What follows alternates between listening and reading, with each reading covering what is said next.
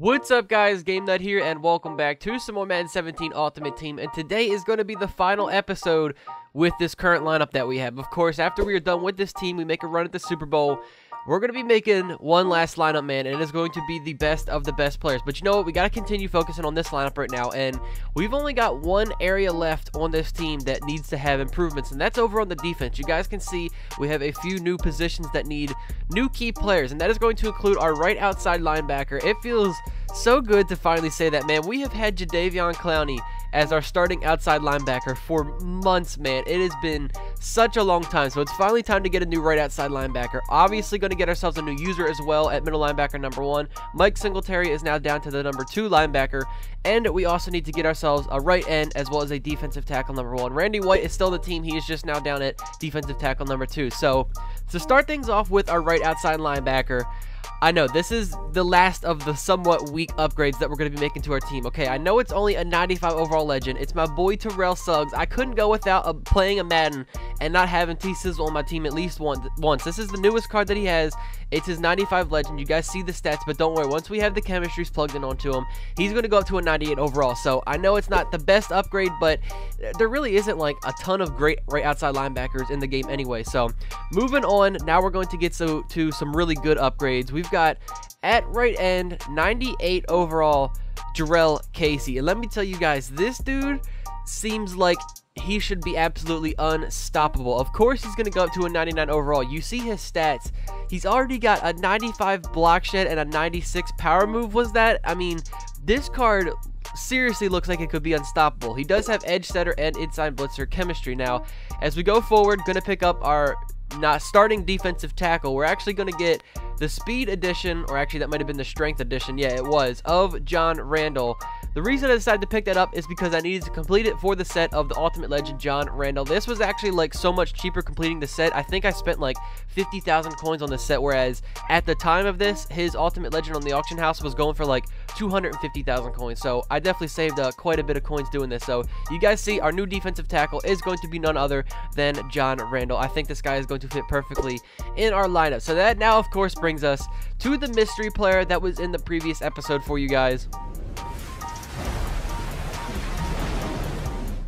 And pretty much every single one of you guys were able to guess it correctly. I find it pretty funny as well, though, that a lot of you guys said you don't know how to spell his name or you didn't spell it right. I mean, I don't know how to spell his name either, but it is in fact going to be the 99 overall limited time edition of Ray Nitschke for 258,000 coins. You guys can see I did just buy him on the auction house. Decided to get the limited time version because he will have a couple of +1s in certain stats and whatnot, but he is going to be the new user that we lurk with. I remember seeing this card, his original legend, like the 91 overall, when this game was originally released, and a lot of people had him, and like he was so crazy good, you know, his 91 overall version. And now we've got his 99 Ultimate Legend card. So now that we have all of the final pieces for our team, man, like there's literally nothing left to do in this lineup. Everything is absolutely complete. We finished the offense in the last episode. Today the defense is now complete. You guys can see everything is just fitting so well perfectly together. Let's go ahead and check out everybody's stats. Like I did say, Terrell Suggs, only a 95 overall, but with the chemistries, he's now up to a 98. You guys see his stats.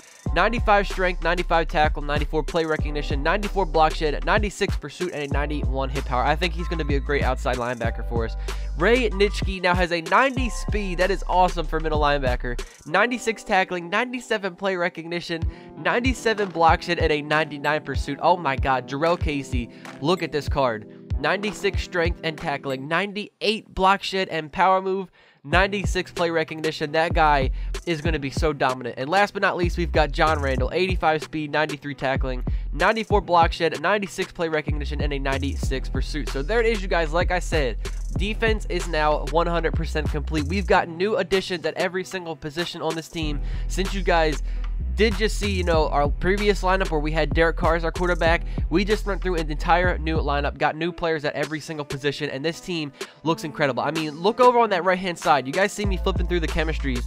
Like, everything's perfect. I have every single chemistry that is on this team maxed out to tier 2, except for the Green Bay offense, which is what Jordy Nelson has. But aside from that, every offense and defense chemistry, every team chemistry is maxed out to tier 2. Like, literally, this lineup is absolutely perfect. And Of course, we do have to have a little bit of help with our uniforms as well. The reason Terrell Suggs is, so high up in overall is because, of course, I've got edge setter and pass rusher maxed out to tier 2 thanks to our uniform, the Browns, which isn't my #1 choice of uniform to go with, but it was the only one that I saw in the auction house when I did go look for it. But there it is, you guys. Like I said, defense is complete, offense is complete as well. If you missed that episode, we got our new receivers. Make sure you guys go ahead and check that out and watch it. But here is our current season. We have a 6-2 record, one more win, and we will be into the playoffs, and we are going to make our run back to the Super Bowl.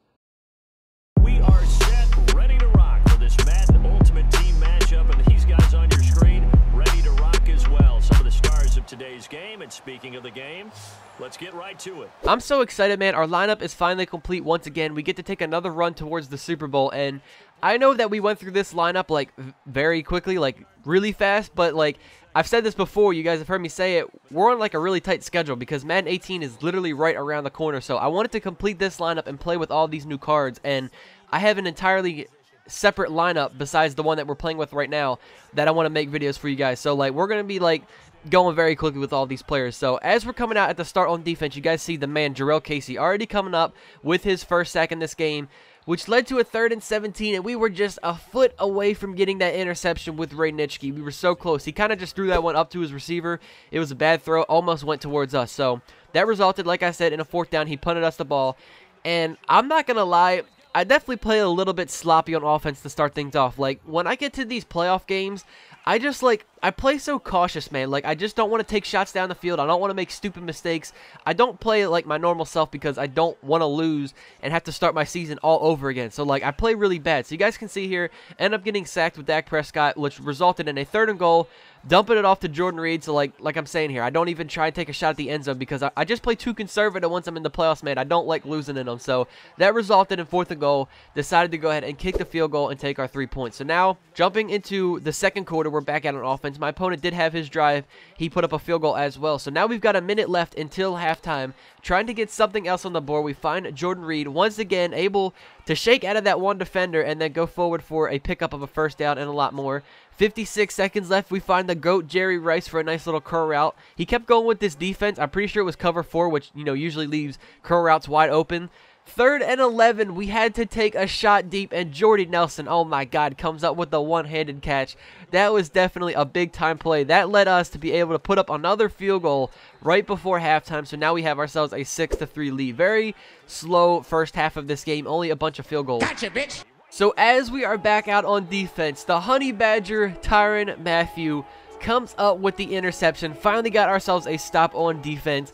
1st and 10, back out on offense. You know what? We've got the lead. I'm taking a shot to the GOAT, Jerry Rice.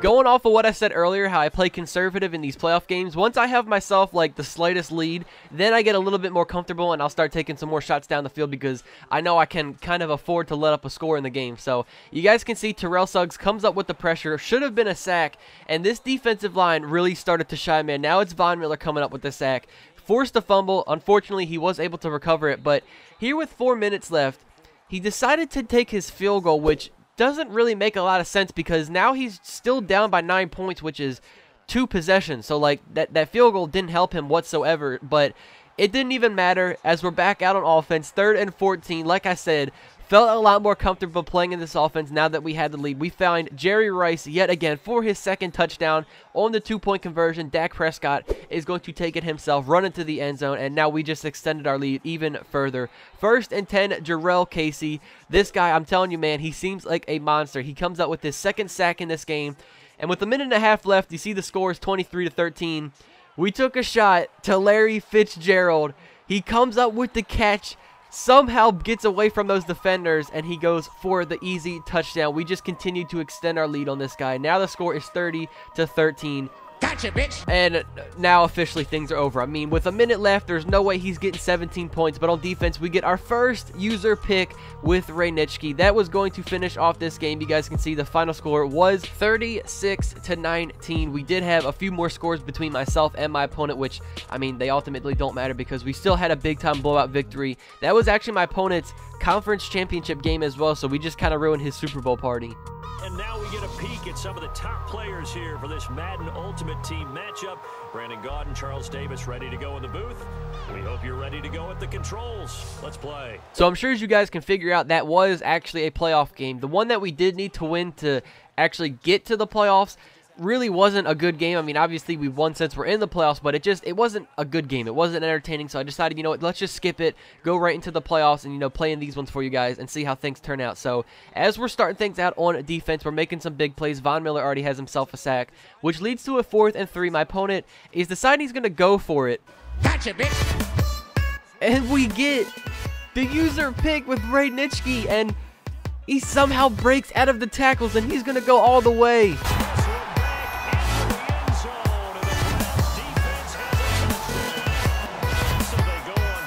Not only did we come up with a big-time interception with Ray Nitschke there, somehow he was able to stand back up on his feet, shake out of a tackle, and then take that all the way for a touchdown. What a crazy pick 6 that was with our new middle linebacker. So we have a 7-0 lead now, still in the first quarter with about 20 seconds left.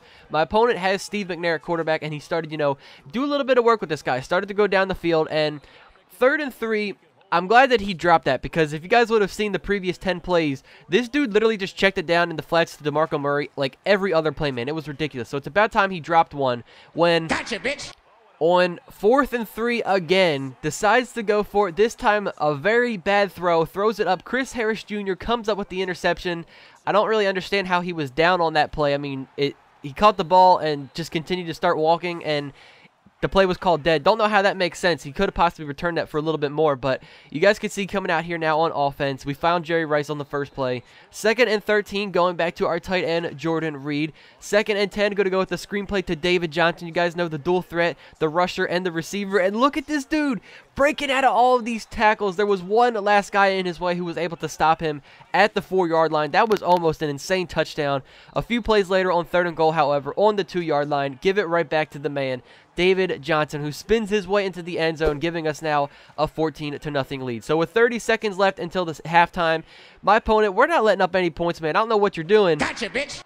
But he throws an interception right to Patrick Peterson. What a play that was. Able to keep his feet in bounds. That was a beautiful pick. Like I said, not letting up any points before halftime here for my opponent. So coming into the start of the 3rd quarter now, we do have the ball to start things off. So Larry Fitzgerald on offense. We're going to find him. He is our number 4 wide receiver. A few plays later on 3rd and 8, going to go right back to the legend Larry Fitz to pick up another big-time completion down at the 13-yard line. And on 2nd and 11, all we have to do is hand it off to this guy, David Johnson, for a touchdown, who not alone gets some big-time blocks from our receivers, man. These guys definitely give us some fantastic blocks, I'm not going to lie. So now that makes our game 21-7 at this point. My opponent did put up a touchdown, but our offense, I was a lot more comfortable in this game for some reason. I don't know. I wasn't playing conservative. I was playing like my normal self, and we were doing much, much better. So you guys can see Jordy Nelson with the completion, and on the next play, 1st and 10, David Johnson is having himself a game. 3 touchdowns for David Johnson. David Johnson is such a beast, man. He is by far my favorite running back that I've used this far into this point in Madden. But the score is now 28-7. We're in the 3rd quarter, and my defense continued to beat up on this guy. You can see Von Miller coming up with the sack. 4th and 21. He's in desperation mode, decides to go for it on his own 4-yard line. You know, when that happens, you pretty much know that the rage quit is about to happen. Obviously doesn't complete the pass, and like I said, if you're going for it on 4th and 21 at your own 4-yard line, you kind of know that the rage quit is coming. So there it is, you guys. We got 2 victories in the playoffs. That is going to do it for today's episode. Like I said, our lineup is now 100% complete. There's absolutely nothing left that we can do with this team. Offense is done. Defense is done. I mean, everything is just absolutely perfect, man. So as you guys take a look at our schedule, when there's only 1 game left to play, you guys know what that means, right? We are about to go back to the Super Bowl, man. We did it. With this lineup, we were able to come out on top and make our way back to the Super Bowl, man. So next episode is going to be the last time that you see this lineup in its entirety play together as a team for a shot at the Lombardi Trophy. We made it back, man. You guys know last season we got into the playoffs, but unfortunately lost, had to start all over again with a new team. But these guys were able to be successful, get our way to the Super Bowl, and I'm excited, man. I am not losing the Super Bowl again this year. So far, I think we're only 1-0 in the Super Bowl. I want to go 2-0, man, okay? So that is going to do it for today's episode, you guys. I hope all of you did enjoy. Thank you all so much for watching. I will catch you all in the next one. Take it easy, guys. Peace out.